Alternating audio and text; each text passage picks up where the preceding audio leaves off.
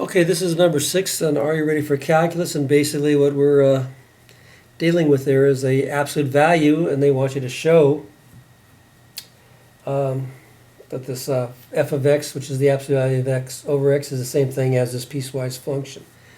Well, remember, the absolute value of x is equal to x when x is greater than 0, right? And it's equal to negative x when x is less than 0. And x can't be 0 because we have it in the denominator, so that's a restriction on the domain. So we don't have to worry about what happens at 0, okay?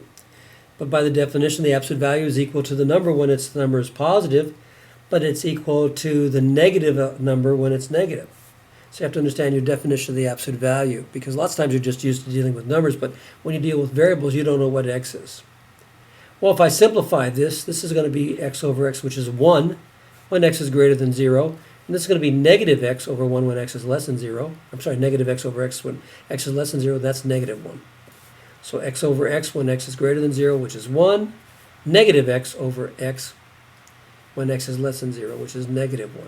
Remember the absolute value, the definition of the absolute value of a number is the number if the number is positive and it's negative when the number is less than 0.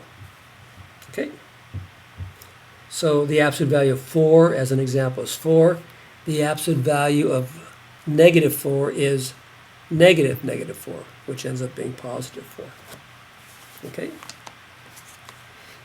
Now if we sketch this graph, it's real easy. When x is greater than 0, the value will be 1.